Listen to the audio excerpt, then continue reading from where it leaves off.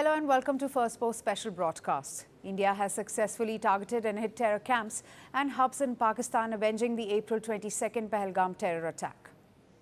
For more on this, we are now being joined by Dr. Salvatore Babones, who is an American sociologist. Sir, welcome to Firstpost. Pleasure to talk to you. What is your initial reaction to India's decisive action against Pak terror? It's certainly decisive action. The question is, how will it be perceived in the rest of the world? The English-speaking world has very little knowledge of India, Pakistan, and the long-running incursions into India that have been fomented by Pakistan over the last 40 or 50 years. As a result, the coverage of this of Operation Sindoor has been really very facile. It doesn't get at the root causes. In fact, many of the articles about the Indian reprisal against Pakistan don't even mention the original massacre that prompted this in the first place. Right. How significant is this step by India in its fight against terrorism? It's certainly an important step, but India really has to do better to win the, for lack of a better word, the propaganda war. By waiting 2 weeks, of course, India showed that it was being very deliberate in its response to the Pahalgam attacks.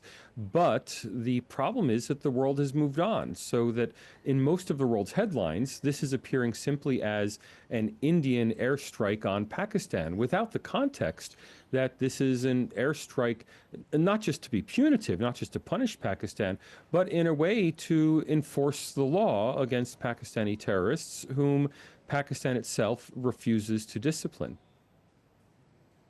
Now, with President Trump's response already in, can India count on strong support from the US administration?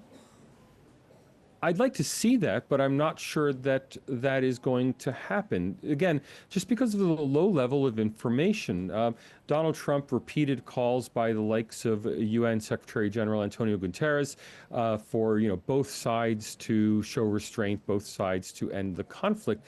Donald Trump did not make what we would have liked to have seen, which is a full-throated condemnation of terrorism and attacks on civilians.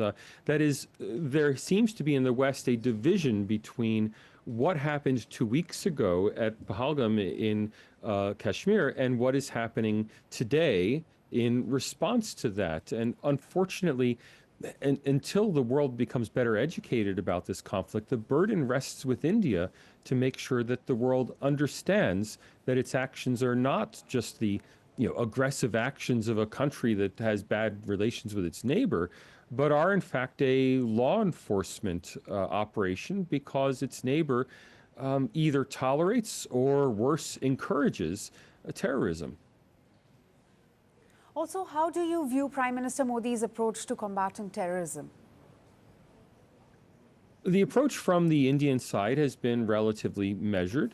The Indian government has sought to prevent terrorist attacks in the first place, and it has been very careful and measured in its responses to terrorist attacks. So there's not much there to quibble with. The real issue here is not how India behaves. The real issue is how Pakistan behaves.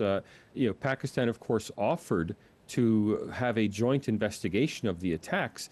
That really can't be taken seriously. Had Pakistan wanted to be taken seriously, both in India and in the rest of the world, it should have immediately sought to apprehend and arrest those responsible for the attacks. We haven't seen any action like that from the Pakistan side. And having a state sponsor of terrorism as a neighbor puts India in a virtually impossible situation because, of course, no prime minister can stop all potential terrorist attacks.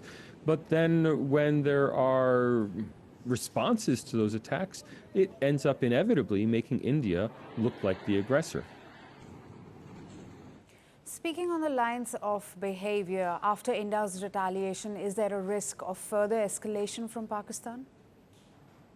Of course, there's always a risk of escalation. I would say there's almost a necessity on the Pakistani side to escalate, because not to escalate would be to in effect admit that that Pakistan was responsible for this attack. That's just an unfortunate reality of the situation. A more responsible government in Pakistan would, of course, realize that terrorism is not only a very reprehensible tool to use in foreign policy, it's also tearing apart Pakistan itself.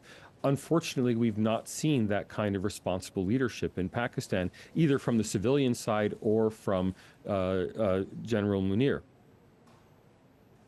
That was Dr. Salvatore Babones, who is an American sociologist. Thank you so much for your time, and thank you for speaking to Firstpost. Great to talk to you.